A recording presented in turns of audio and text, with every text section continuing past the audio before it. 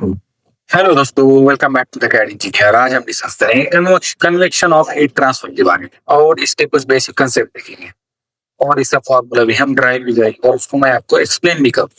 तो दोस्तों, आपको सबको पता है कि कंडक्शन कैसे होता है, कन्वेक्शन क्या होता है और रेडिएशन क्या होता है, लेकिन इसके लिए जो फॉर्मूले हम यूज करते हैं वो हमने कैसे अचीव किया है उस बारे में इस वीडियो में हम डिस्कस करेंगे। तो दोस्तों, चलिए स्टार्ट करते हैं हमारा आज का डिस्कशन। चलिए अब हम समझते हैं ये कन्वेक्शन क्या है। तो कन्वेक्शन क्या है दोस्तों? जब हीट ट्रांसफर एक मूविंग फ्लूइड के अंदर से, चाहे वो लिक्विड हो या गैस, तो उसको हम क्या कहते हैं? उस हीट ट्रांसफर को हम कहते हैं कन्वेक्शन। हीट ट्रांसफर ही हो रही है, लेकिन हम उसको समझने के लिए डिवाइड किया हुआ है कंडक्शन, कन्वेक्शन और रेडिएशन। तो जब लिक्विड के केस में या गैस के केस में हीट ट्रांसफर हो तो हम उस केस में टर्म यूज करेंगे कन्वेक्शन, सिर्फ समझने के लिए कंडीशन। अब ड्राइविंग फोर्स क्या है दोस्तों? जो टेम्परेचर डिफरेंस होता है उसके वजह से हमारी हीट ट्रांसफर होती है। और यहाँ पर आइड क्या होंगे? यहाँ पर फ्लूइड मोशन, जो हमारा वाटर होगा या गैस होंगे उसके ट्रांसफर होगी, तो उसको हम क्या कहेंगे? Convection of heat transfer. अब इसके टाइप होते हैं, चार टाइप से हमारी ये हीट ट्रांसफर होती है। सबसे पहले क्या है? फोर्स कन्वेक्शन, जैसे आप यहाँ पर देख सकते हैं। हम यहाँ पर यूज करते हैं फैन का, पंप का या विंड का, तो उसके जैसे हम यहाँ पर क्या करते हैं? हीट को ट्रांसफर कराते हैं कूल करने के लिए या हीट करने। वैसे ही नेचुरल और फ्री कन्वेक्शन मीन्स यहाँ पर जो फ्लूइड मोशन है इसका बाय टेम्परेचर डिफरेंस, मीन्स अंदर कम टेम्परेचर, अंदर ज्यादा टेम्परेचर है या बाहर कम टेम्परेचर, उस वजह से ट्रांसफर ये नेचुरल, इसलिए हम क्या कहते हैं? Natural heat, natural heat transfer या नेचुरल कन्वेक्शन। वैसे इंटरनल कन्वेक्शन, जब किसी पाइप के अंदर से या चैनल के अंदर से हीट फ्लो हो रही है फ्लूइड के अंदर, तो उसको हम कहेंगे internal convection. External convection means जब हीट फ्लो होगी और सरफेस मीन्स ओपन इन्वायरमेंट में होगा, तो हम उसको क्या कहेंगे? External convection. अब दोस्तों, अब हम इसको कैलकुलेट कैसे करते हैं? कंडक्शन को मैंने पिछली वीडियो में फॉर्मूला डिस्कस किया, और अब कन्वेक्शन का फॉर्मूला क्या है? Newton law of cooling. Newton ने इसका हमें लॉ दिए। तो heat transfer equal to h A, और जो ब्रैकेट में होगा T s minus T infinity. चलिए अब हम इसकी डेरिवेशन और एक्सप्लेनेशन देखेंगे कि ये फॉर्मूला हमने कैसे अचीव किया। चलिए पहले हम देखेंगे कि कन्वेक्शन होता कैसे।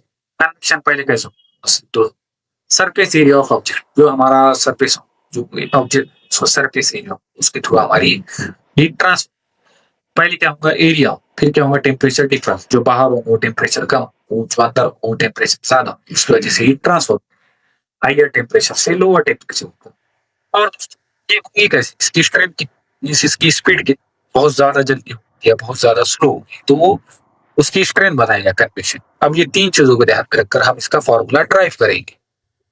चलिए अब हमने जो तीन चीजें डिस्कस की है वो यहाँ पर मैं आपको बताता हूँ। पहले क्या था? हमारा एरिया। एरिया डायरेक्टली प्रोपोर्शनल होगा हमारे हीट ट्रांसफर के लिए, मीन्स जितना ज्यादा एरिया होगा उतनी ज्यादा हीट ट्रांसफर होगी, जितना कम एरिया होगा उतनी कम हीट ट्रांसफर होगी। इसलिए हम कहें heat transfer directly proportional to area. वैसे यहाँ पर होगा टेम्परेचर डिफरेंस की वजह से हीट ट्रांसफर, जितना ज्यादा टेम्परेचर डिफरेंस होगा उतनी ज्यादा हीट ट्रांसफर होगी। मीन्स बाहर है 0 डिग्री सेल्सियस और इसका टेम्परेचर है 60 डिग्री सेल्सियस, तो उतनी जल्दी हीट ट्रांसफर।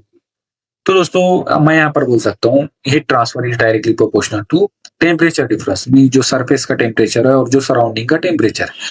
तो दोस्तों, जब मैं इन दोनों को कंबाइन करके लिखूंगा तो मैं यहाँ पर लिखूंगा heat transfer directly proportional to area and temperature difference. चलिए अब हम क्या करना है? प्रोपोर्शनैलिटी का सिंबल हटाना है और वहां पर इक्वालिटी का सिंबल ऐड करना है। तो यहाँ पर हमारा जो मैथमेटिक्स का लॉ है उसकी वजह से यहाँ पर एक कांस्टेंट आएगा, जो हमारा होगा एच। एच क्या होगा? कन्वेक्शन हीट ट्रांसफर कोएफिशिएंट, या आप इसको इस चीज में कह सकते हो thermal conductivity of that liquid.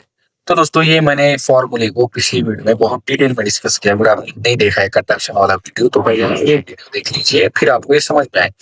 अब यहाँ पर क्या होगा दोस्तों? जितना ज्यादा एच होगा, एच की वैल्यू जितना ज्यादा, उतना हीट ट्रांसफर हमारी ज्यादा होगी, और जितनी कम एच की वैल्यू होगी उतनी हीट ट्रांसफर हमारी कम होगी। तो आप ऐसे इसको समझ सकते हो। तो फाइनल फार्मूला हमारा क्या हो? Heat transfer equal to h A into temperature difference T s minus T infinity. तो दोस्तों, जो हमारा कन्वेक्शन होगा वो डिपेंड करेगा फ्लो टाइप पर, फ्लो की वेलोसिटी पर, सरफेस रफनेस पर, और जो ज्योमेट्री है उस पर। चलिए अब एक एग्जांपल के थ्रू हम इसको समझते हैं। अब एक मेटल प्लेट है दोस्तों, वो 100 डिग्री सेल्सियस पर गर्म, और जो उसकी सराउंडिंग की एयर है जो गैस फॉर्म में है वो 25 डिग्री सेल्सियस। अब हमें समझना है कि यहाँ पर कितनी हीट ट्रांसफर हो रही है। और यहाँ पर एच क्या दिया हुआ है? एयर का एच क्या है? 10 वाट पर मीटर स्क्वायर केल्विन, और एक एरिया क्या है? 1 मीटर स्क्वायर। तो जब आप इस फॉर्मूले में सारी वैल्यू रखेंगे तो आपको यहाँ पर आंसर मिलेगा 70 750 वैट 750 वैट। तो सरफेस लॉस करेंगे उसको 750 वैट बाय कन्वेक्शन। तो दोस्तों अगर आपको वीडियो पसंद आई तो शेयर कीजिए अपने दोस्तों के साथ, लाइक और सब्सक्राइब कीजिए गाइड इंजीनियर चैनल। और आपको इस वीडियो की पीपीटी मेरे टेलीग्राम चैनल पर मिल जाएंगे और उसकी लिंक मैं डिस्क्रिप्शन बॉक्स में दे दी। और अगर आपको कोई भी डाउट हो तो आप मुझे कमेंट बॉक्स में कमेंट करके पूछ सकते हैं। तो थैंक यू सो मच दोस्तों, मिलते हैं नेक्स्ट वीडियो।